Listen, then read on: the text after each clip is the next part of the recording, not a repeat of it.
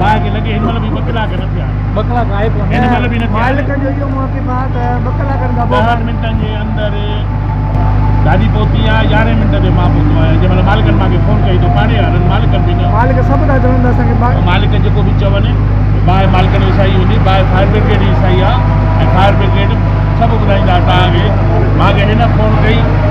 इते ही बीठो चई 10 को 11 मिनट में ताके फोन करने को गाड़ी पहुंचो के इते पता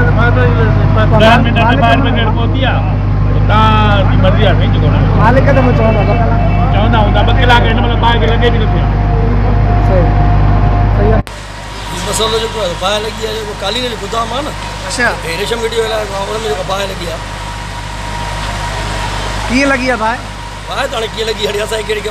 शॉर्ट सर्किट में लगी या बी के टाइम लगी बाहि लगी भाई यो तमारा तकरीबन 1.5 कलाक का पौना 2 कलाक का पो फायर ब्रिगेड पहुंची यानी जे फोन करण का जी जी अच्छा जो पहुंची के सवेर पहुंची तो शायद तो नुकसान न थिया सही ऐं शायद लाड़काने में जो झंग जो कानून है हे तव्हां ॾिसो त हे जेका हक़ीक़त इहा अथव उन ॾींहुं बि हिकिड़े एम्पायर रोड ते बाहि लॻी ठीकु आहे अॼु हीअ लॻी आहे बाहि हाणे इन्हनि में तव्हां ॾिसो त जेका न हली आहे उहा इंतिज़ामिया जी आहे छा वजह छा आहे बाकी फायर ब्रिगेड जेकी आहे 2 कलाक घटि में घटि थी 2 कलाक तव्हांजे फोन करण खां बैदि तव्हांखे रिकॉर्ड त हूंदो न हुन जो घणो अंदाज़न तव्हांखे कुझु हूंदो त घणो नुक़सानु थियो 90 लख रुपए 80-90 लख जो हलो सही आहे